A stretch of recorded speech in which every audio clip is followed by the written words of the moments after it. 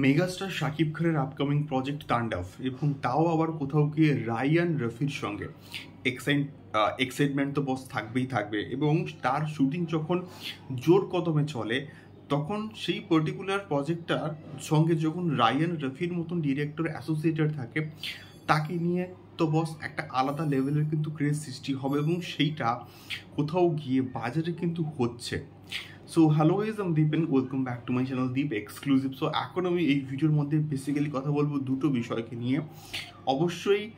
শাকিব খানের upcoming project তাণ্ডব, সেই পার্টিকুলার প্রজেক্টকে নিয়ে একটা ইউনিভার্স হবে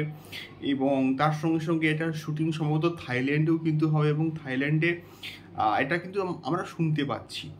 এবং বর্তমানে এটার শুটিং কিন্তু বাংলাদেশে কিন্তু কোথাও গিয়ে হচ্ছে এবং তার কিছু কিছু লিকড ফটো বা লিকড ভিডিও আমরা কিন্তু দেখতে পাচ্ছি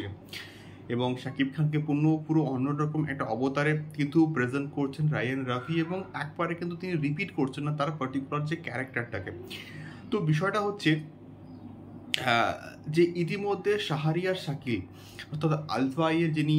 কর্ণধার তার সঙ্গে কিন্তু শাকিব খানের একটা ছবি গতকাল থেকে রীতিমতো কিন্তু ভাইরাল হয়েছে এবং তার সঙ্গে সঙ্গে ফারহান রোমান থেকে স্টার্ট করে গতকাল ওই পার্টিকুলার ছবিটাকে কিন্তু অনেকে দেখলাম যে পোস্ট করেছেন এবং তার সঙ্গে সঙ্গে আরও একটা বিষয়, তাণ্ডবের শুটিং যে জোর কদমে চলছে তার আরও একটা প্রমাণ হচ্ছে গিয়ে রায়ান রফি তার সোশ্যাল মিডিয়া হ্যান্ডেলে একটা স্টোরি পোস্ট করেছেন এবং সেই স্টোরিতে তিনি একটা শুটিং ফ্রেম কিন্তু শেয়ার করেছেন এবং সেই ফ্রেমটা থেকে আমরা কিন্তু বুঝতে পারছি যে ইন বিটুইন ইতিমধ্যে কিন্তু বাংলাদেশের বিভিন্ন লোকেশনে খুবই নিরাপত্তার মধ্যে, যাতে করে কোনো রকম ছবি লিক না হয় বা কোনো ভিডিও ভাইরাল না হয়, তার মাধ্যমে কিন্তু শুটিং করা হচ্ছে এবং এই সমস্ত বিগ বাজেট মুভির ক্ষেত্রে তো শুটিং তো এইভাবেই করা হয়। তো সেটা সত্যি বলতে খুবই দরকার এবং ইতিমধ্যে আমরা দেখেছি দেবদার আর রঘু ডাকাতের ক্ষেত্রে কীরকমভাবে ছবিগুলো ভাইরাল হয়েছে। তো সেইটা যাতে করে তাণ্ডবের ক্ষেত্রে না হয় এটা আমরা কিন্তু কোথাও গিয়ে চাইবো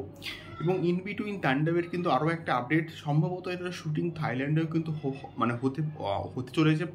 এবং থাইল্যান্ডে যতটুকু পোর্শনে শ্যুট হোক না কেন প্রচণ্ড কিন্তু এক্সপেন্সিভ হবে